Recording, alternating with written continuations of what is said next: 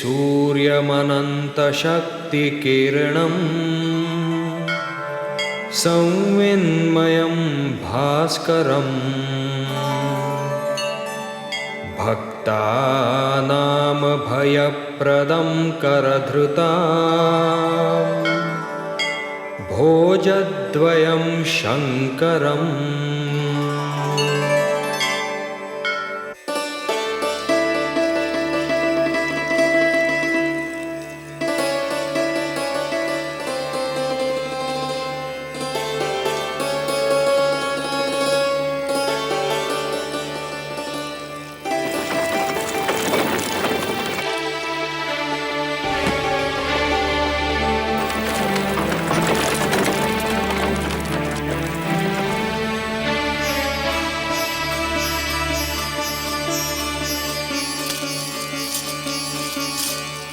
महामंत्री सुमंत आए हैं। लिवाने आए हैं। ये मेरे राम को ले जाएंगे। मोह अंधकार होता है देवी, और यह हम आश्रम वासियों को शोभा नहीं देता। ममता को मोह मत कहिए, स्नेह को अंधकार मत कहिए स्वामी। वो भी श्री राम का स्नेह, वो तो सारे संसार की क्रूर से क्रूर विमाता के हृदय में ममता का मोह भर दे। मैं राम की विदाई न देख पाऊंगी। मैंने इन चारों राजकुमारों को पहले ही विदा का आशीष दे दिया है। मैं राम की विदाई न देख पाऊंगी।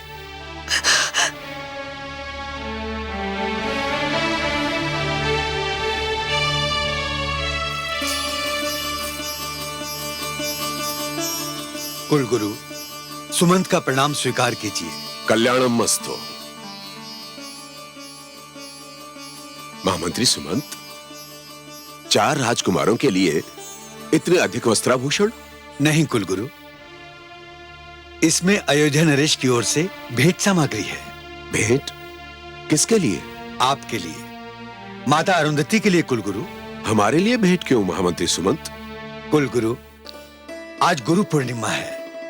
परंपरा अनुसार शिष्य अपनी ओर से गुरु को आज कुछ भेंट देता है। वो भेंट तो मैं अपने शिष्य राम से ही स्वीकार करूंगा महामंत्री। किंतु राम तो आश्रमवासी हैं, वे आपको क्या देंगे? महामंत्री, आप कहते हैं कि राम मुझे क्या देंगे? यदि राम नहीं देंगे तो फिर कौन देगा? वे तो आदित्य हैं, सूर्य है। वो सूर्य जिसके दर्शन मात्र से अंधकार छट जाता है और रात्रि समाप्त हो जाती है। आपने तो मुझे निरुत्तर कर दिया कुलगुरु। इस समय आप हम गुरु और शिष्य के बीच में जो आ गए महामंत्री। आप चारों राजकुमारों के वस्त्राभूषण ले जाकर उनके निवास पर छोड़ दीजिए, और शेष भेंट सामग्री महाराज दशरथ को सधन्यवाद लौटा दीजिए। मैं उसे स्वीकार नहीं करूंगा। कुलगुरु, मेरा निवेदन है कि आप इसे अपने आश्रम कोष में संग्रह कर लीजिए। संग्रह कर लूं? धन का संग्रह? मैं धन को जोड़ने लगूं महामंत्री सुमंत? सुमंत, राजा, मंत्री और गुरु को धन संग्रह का लोभ कदापि नहीं करना चाहिए। यदि राजा धन का संग्रह करता है तो उसकी प्रजा निर्धन हो जाएगी। यदि मंत्री धन का संग्रह करता है तो व्यवस्था में भ्रष्टाचार व्याप्त हो जाएगा। और यदि गुरु धन का संग्रह करता है तो प्रजा अशिक्षित रह जाएगी। शिक्षा धनवानों की दासी बन जाएगी। और यह वशिष्ठ, विद्या की देवी, अपनी माता सरस्वती को दासी कदापि नहीं बनने देगा, कदापि नहीं। धन्य है ब्रह्मर्षि वशिष्ठ, आप धन्य हैं। क्या हुआ देवादिदेव? महादेवी, गुरु कैसा हो? गुरु की भावना कैसी हो? मैं उसके दर्शन कर रहा था। जब गुरु बृहस्पति हो तो उनके शिष्य देवतागण स्वर्ग के अधिकारी होते हैं, और यदि गुरु शुक्राचार्य हो तब भी उनके शिष्य दैत्य, राक्षस, दानव पाताल के निवासी होते हैं, किंतु मेरे आराध्य श्री राम के गुरु तो वशिष्ठ ही हो सकते हैं।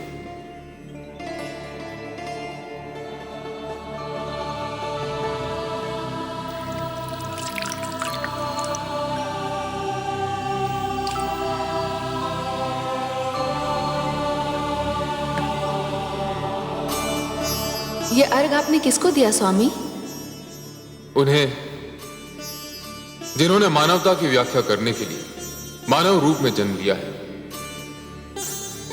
जिन्होंने मानव अवतार धारण करके यह सिद्ध कर दिया है कि मानव सृष्टि की सर्वश्रेष्ठ रचना है। आज एक महान शिष्य अपना विद्यार्थी जीवन समाप्त करके एक महान गुरु से विदा लेने वाला है। महादेवी, आज मेरे राम गुरु पूर्णिमा के दिन अपने गुरु को क्या भेंट करेंगे, मैं इसकी प्रतीक्षा में हूं।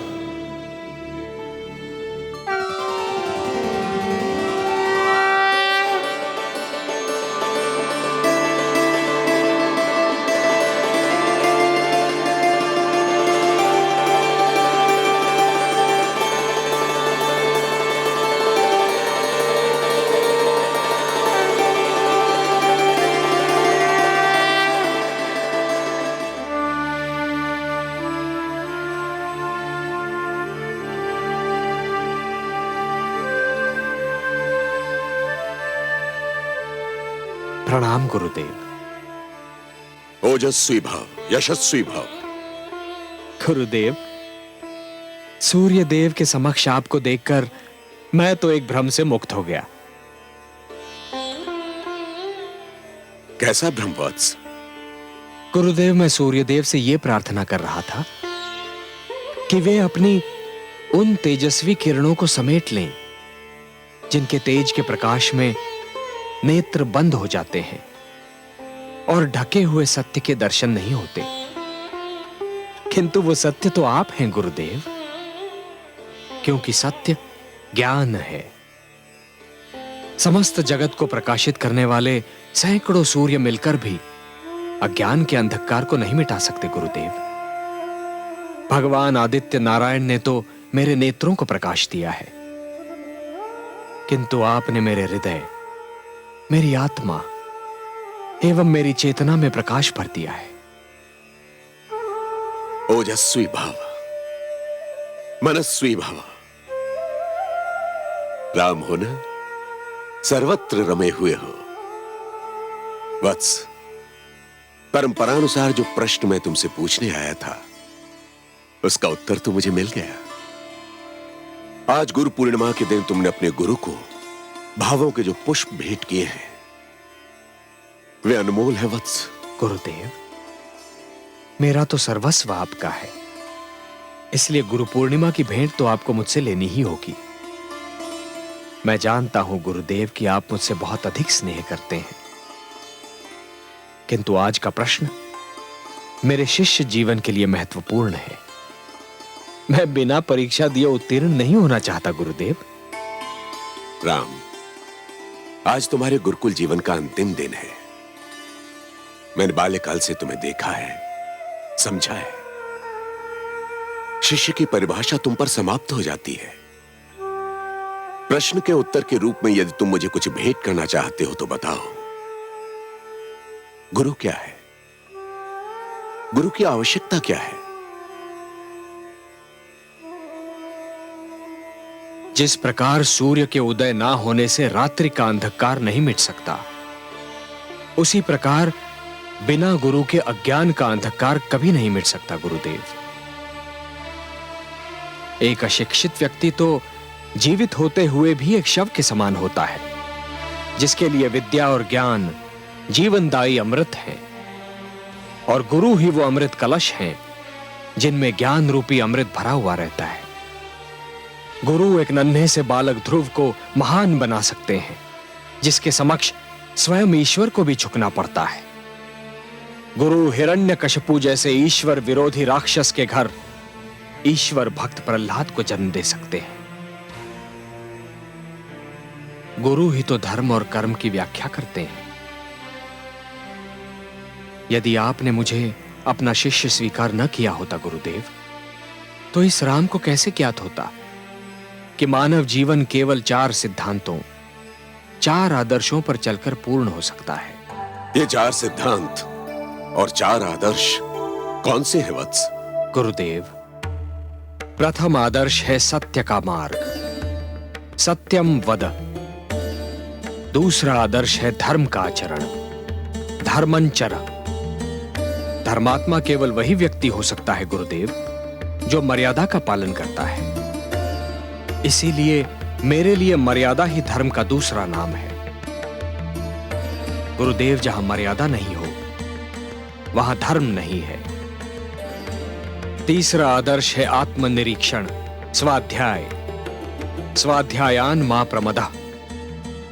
जब व्यक्ति स्वयं के अंतर में झांक कर देखता है गुरुदेव, तब उसे अपने उत्तरदायित्व का ज्ञान होता है, जिसका पालन अवश्य होना चाहिए। और चौथा एवं अंतिम आदर्श है अपने लक्ष्य का ज्ञान, और उस लक्ष्य की प्राप्ति के लिए सही दिशा का ज्ञान। यदि दिशा सही हो गुरुदेव, तो लक्ष्य बड़ी सरलता से प्राप्त हो सकता है।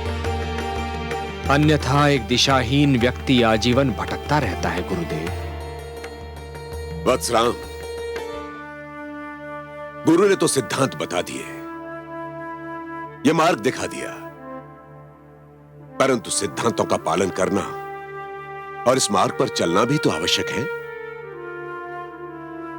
यदि शिक्षा को जीवन में न उतारा जाए तो उसका क्या लाभ है वत्स?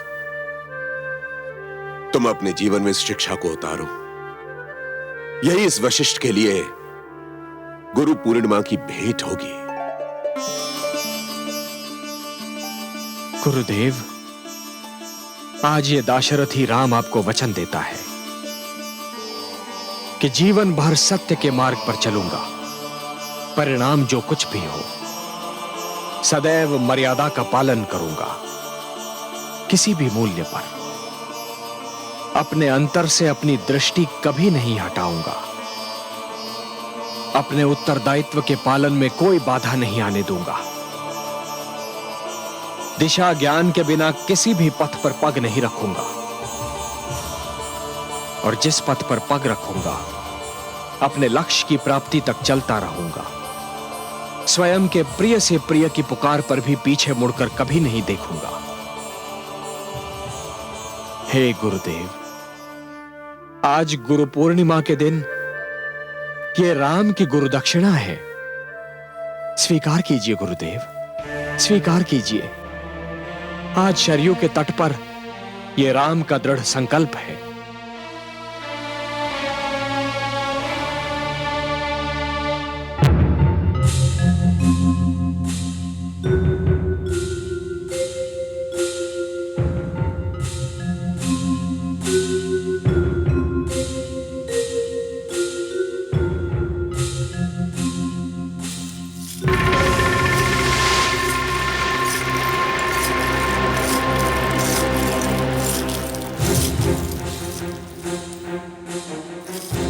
प्रणाम माते। माते, आज आपका पुत्र रावण नहीं, आपका शिष्य रावण आपके चरण स्पर्श करने आया है। आप तो मेरी माता भी हैं और मेरी गुरु भी। पुत्र, दीर्घायु भव। आज कोई विशेष दिन है? हाँ माते, आज गुरु पूर्णिमा का दिन है। मांगिए माते, अपने शिष्य रावण से आपकी जो इच्छा है वो मांगिए। परंपरा है कि आज के दिन शिष्य अपने गुरु को भेंट स्वरूप कुछ देता है। मांगिए माते। पुत्र, मेरा एक ही स्वप्न है। मैं तुझे विश्व विजयी देखना चाहती हूं। बस इतनी छोटी सी भेंट माते? नहीं पुत्र, ये मेरी इच्छा है। यदि कुछ देना चाहता है तो एक वचन दे दे। आज्ञा करे माते। पुत्र, आज के पश्चात गुरु पूर्णिमा की बात मेरे समक्ष कभी मत करना। मैं तुझ में तुम्हारे पिता के संस्कार देखती हूं तो भयभीत हो जाती हूं।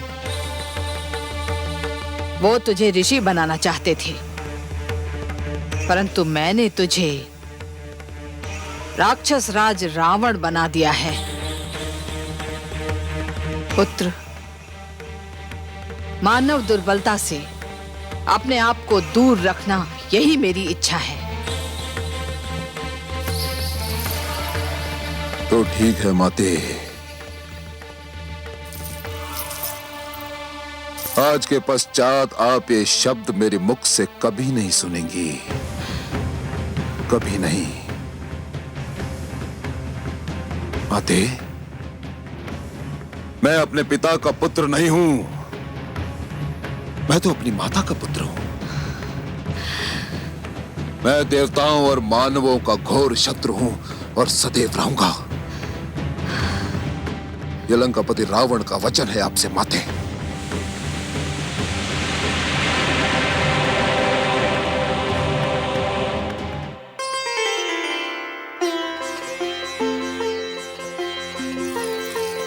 उठो अनुजो।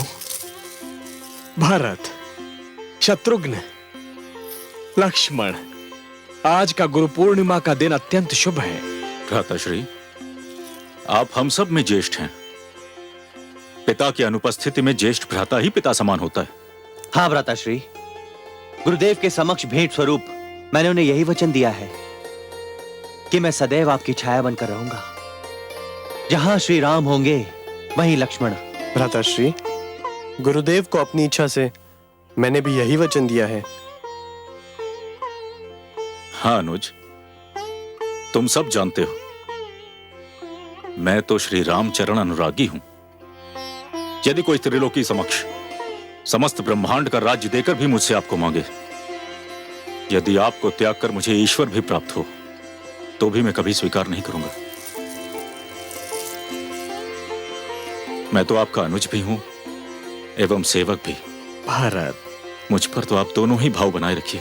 भारत, भ्राताश्री। भारत, शत्रुघ्न, लक्ष्मण, कहते हैं कि शरीर में केवल एक ही हृदय होता है, किंतु यदि कोई श्री राम के वक्ष स्थल को चीर कर देखे तो उन्हें मेरे 3 हृदय मिलेंगे। ये मेरे 3 अनुज।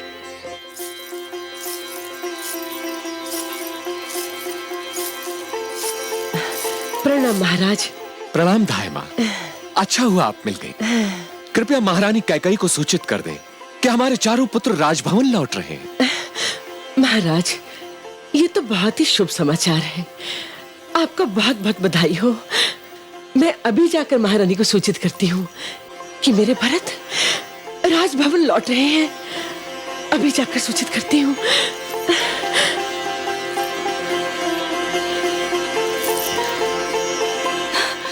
क्या मेरे राम राजभवन लौट रहे हैं? मैं तुम्हें भरत के लौटने की सूचना दे रही हूँ। एक ही तो बात है ना धाई माँ, आज तो समस्त अयोध्या में उत्सव मनाया जाना चाहिए। मैं दीदी कौशल्या के कक्ष में जाती हूँ।